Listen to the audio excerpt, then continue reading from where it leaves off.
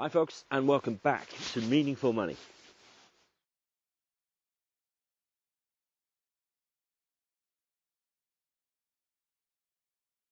Okay, still here in St Loy Woods. I've been walking around trying to keep warm.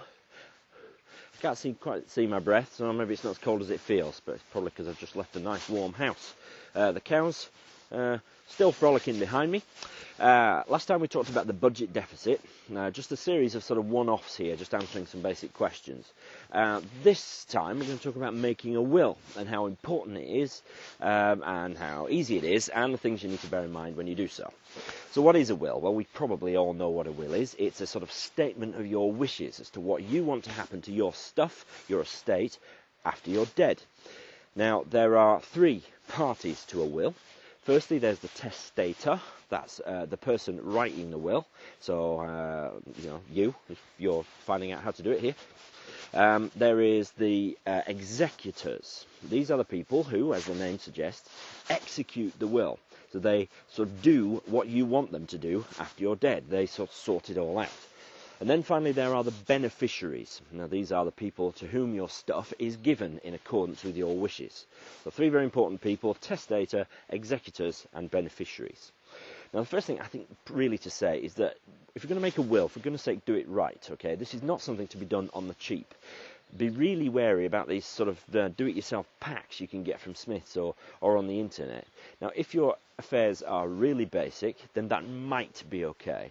But even so, for the sake of 150, couple of £100, it's money well spent to get your will properly in order, properly signed and dated and witnessed and all that stuff, to make sure that it's tight.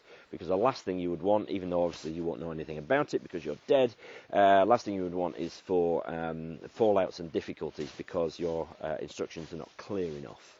So please get a solicitor to do it for you. It's totally worth it. Now, when you die, this is roughly what happens. Your executors have to sort of collate all your property. So they work out what you're worth, the size and total of your estate. So they add up everything that you've got, take off anything that you owe, mortgages or personal loans or credit cards or anything, and they add it all up, put it all on a form, and then that's what you are worth. Now, excuse me, little itchy nose. Now, the executor's job is to gain something called a grant of probate. So that is the sort of official nod from the government that yes, the executors can distribute the money according to the terms of your will. Now, if your estate is less than roughly £15,000, then there's no need to do that. It's so small that the government doesn't not bothered about getting involved, and so the executors can just get on with it, and it'll be quick and easy. But if your estate is in excess of £15,000, the executors are going to have to get this grant of probate. Before they do that, though, importantly, they've got to pay any tax due. Now, that's any income tax. If you've if you die halfway through a tax year and you've had some income in that you haven't paid tax on or whatever, they've got to sort all that out. Importantly, they've got to pay any inheritance tax due, which you can look back a couple of videos and find out how all that works.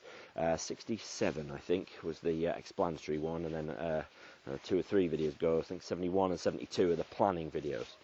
So they've got to pay any tax, collate it, send a load of forms to the government who sign the document. It goes then to the probate office, and they eventually dish out this grant of probate, which is the final nod. Yes, the executors can get on with it. So that's easy enough. Okay, I mean, sometimes it's not easy. Sometimes it's a monumental pain in the neck. Sometimes that can take months to get to that stage. But even that is easier than sorting out your affairs if you don't leave a will. Well, if that's the case, then your affairs are sorted out according to the laws of intestacy. So you are said to be have died intestate, which simply means without a will. Now, it depends when you die. So if you're watching this, then you're not dead yet. Yeah, probably. So you've died after February 2009. If you died before that, then I've no idea how you're watching this. But if you're an executor sorting out somebody's will who died before that, then the rules for you will be different for somebody who dies after February 2009. So depending on when you die, the rules are slightly different.